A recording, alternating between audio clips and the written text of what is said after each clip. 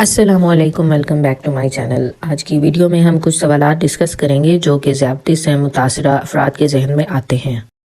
سوال نمبر 1، ذیابطیس والے افراد کو روزہ رکھنے سے کیا مشکلات پیش آ سکتی ہیں؟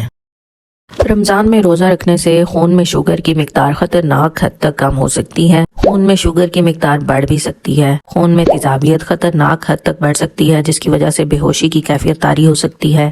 جسم میں پانی کی کمی ہو سکتی ہے۔ شریانوں میں خون جمنا شروع ہو سکتا ہے، جو کہ خون کے بہاؤ میں رکاوٹ پیدا کر سکتا ہے۔ یہ ہیں وہ خطرناک مشکلات جو کہ ڈائبیٹک پیشنٹس کو روزہ رکھنے سے پیش آ سکتی ہیں، اور درجات جو ہم پہلے ایک تعین کر چکے ہیں ذیابطیس سے متاثرہ افراد کے، وہ ہماری دوسری ویڈیو، اس میں آپ دیکھ سکتے ہیں کہ آپ کون سی کیٹیگری میں آتے ہیں، اور پھر اگر آپ پہلی، دوسری، تیسری کیٹیگری میں ہیں تو پھر آپ کو ان مشکلات کے آنے کا خدشہ کم ہوگا۔ لیکن اگر آپ تیسری یا چوتھی کیٹیگری میں ہیں جو کہ خطرناک ہے، تو آپ کو ان مشکلات کا سامنا ہونے کے چانسز بہت زیادہ ہو سکتے ہیں۔ دوسرا سوال ہے، ذیابطیس والے افراد رمضان میں اپنا گلوکوز لیول کب چیک کریں؟ رمضان میں گلوکوز لیول کم از کم 2 بار چیک کریں۔ پہلے نمبر پہ سحری سے پہلے خاص طور پہ، اور دوسرا روزے کے دوران۔ ذیابطیس والے افراد کو اپنی غذا میں کس چیز کا خیال رکھنا چاہیے؟ ذیابطیس والے افراد کو اپنے روزہ رکھنے کے لیے کچھ باتوں کا خاص خیال رکھنا چاہیے، جس میں پہلے نمبر پہ ہے کہ جو وہ غذا لیں وہ صحت بخش اور متوازن ہونی چاہیے۔ ایسے کھانوں سے پرہیز کریں جن میں چکنائی کی مقدار بہت زیادہ ہو، جیسے کہ سموسے، پکوڑے، تلے ہوئے چپس۔ یہ چیزیں افطار میں یا سحر میں کم سے کم لیں۔ روزہ افطار کے بعد پانی زیادہ پئیں، اور اس کے علاوہ آپ ایک ڈائٹ پلان لے لیں۔ بھی آپ اپنے فیملی فزیشین سے مل کے ایک ڈائٹ پلان لے لیں، جو کہ ہم بھی اپنی آنے والی ویڈیوز میں شیئر کر دیں گے، تو آپ وہ ڈائٹ پلان فالو کریں۔ ایٹ لیسٹ اس کی میکسیمم جو انسٹرکشنز ہیں آپ وہ فالو کریں۔ اور سوال جو زیادہ تر ذیابطیس والے مریضوں کے ذہن میں آتا ہے کہ کیا ان کو ورزش کرنی چاہیے رمضان میں؟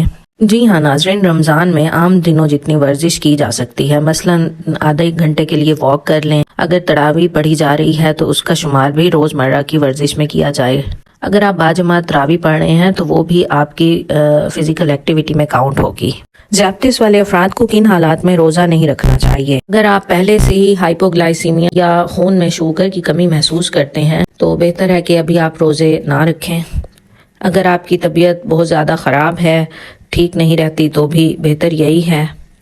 اگر آپ کے خون میں گلوکوز کی مقدار 300 ملی گرام سے زیادہ ہے، جو کہ بہت زیادہ ہوتی ہے، وہ رہتی ہے اور کنٹرول نہیں ہو رہی آپ کی شوگر، تو بہتر ہے کہ آپ روزے نہ رکھیں۔ اگر آپ کے خون میں گلوکوز کی مقدار روزہ رکھنے کے چند گھنٹوں کے دوران ہی 60 ملی گرام پر ڈیسی لیٹر سے کم ہو جائے، خاص طور پر جب انسولین یا ذیابطیس کی گولیاں سحری سے پہلے لے لی گئی ہوں، تو بڑا خطرہ ہو سکتا ہے آپ کے لیے۔ ان سب سوالات کو مد نظر رکھتے ہوئے کچھ ضروری باتیں ہیں جن کا خیال ذیابطیس سے متاثرہ افراد کو ذہن میں رکھنا چاہیے۔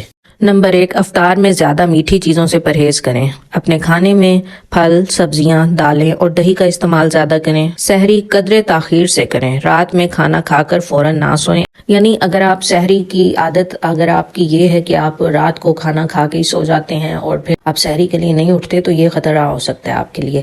بہتر ہے کہ آپ سحری اذان سے پہلے کچھ یعنی ٹائم پہلے آپ اٹھیں اور سحری کریں آرام سے، اور جتنی آپ کو بھوک ہو، اور سحری کرنے میں ناغہ نہ کریں۔